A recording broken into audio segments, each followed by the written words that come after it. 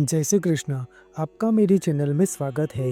आज हम बात करेंगे दशामा व्रत का उत्थापन और व्रत पूरा होने पर उसका उजवना कैसे करते हैं, इसके बारे में संपूर्ण माहिती प्रदान करूंगा। पौराणिक धर्म ग्रंथों में उत्थापन के बारे में वर्णन किया गया है कि आप चाहे एकादशी का व्रत हो या पूर्णिमा का व्रत, सोमवार या मंगलवार आदि, या फिर आप कोई भी व्रत करें, लेकिन उसका उजवना जरूर करना चाहिए। बिना उजवने से व्रत का फल नहीं मिलता। यदि व्रत के दौरान पूजा पाठ में कोई गलती हुई हो या फिर किसी कारण कोई व्रत छूट गया हो, तो ऐसे में इन व्रत को पूरा करने के लिए उजवना किया जाता है। इसलिए व्रत के बाद उजवना करना अनिवार्य माना गया है।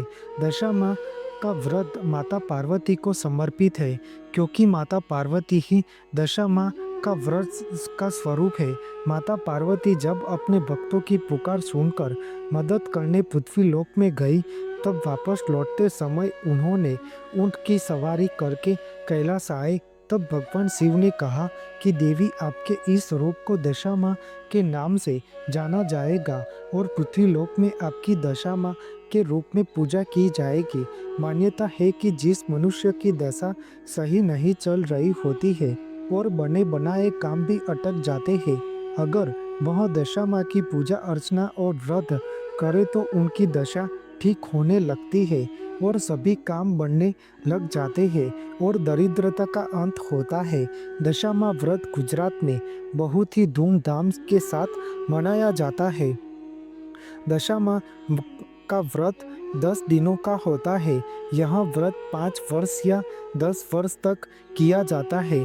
दशामा की पूजा अर्चना और व्रत करने से दशा और दरिद्रता का अंत होता है और घर में सुख शांति और समृद्धि के लिए यह व्रत किया जाता है।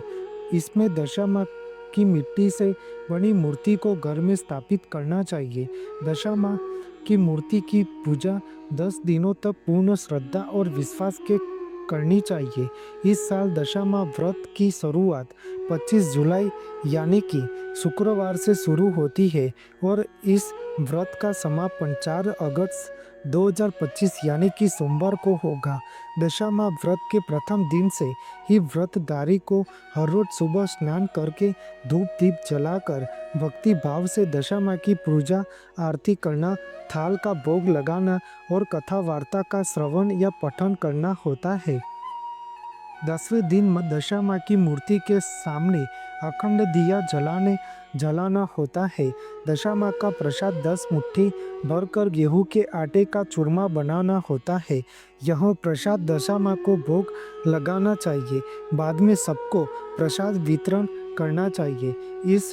उस प्रसाद को उसी दिन शाम होते ही पूर्ण करना होता है। कोई इस व्रत का उजवना 5 या 10 साल के व्रतधारी को इस व्रत के 10वें दिन दशामा का व्रत करनार 10 व्रतधारी स्त्रियों को अपने घर भोजन करवाना चाहिए। उनको तिलक लगाकर उनके आशीर्वाद लेकर यथाशक्ति उन्हें दान दक्षिणा देना चाहिए। उन्हें सुहागिन की चीज वस्तुएं अवश्य देना चाहिए। कोई सुपात्र ब्राह्मण को भोजन सामग्री या फिर भोजन करवाकर यथाशक्ति सोना चांदी या फिर पंच धातु की दशामा की मूर्ति बनाकर ब्राह्मण को दान देना चाहिए। उन्हें वस्त्र का दान और दक्षिणा अवश्य देना चाहिए। दशामा व्रत के 10वें दिन को या रात को सोना नहीं है। उसी दिन दशामा का जागरण करना होता है। प्रातः काल में शुभ मुहूर्त में दशामा की आरती करना चाहिए।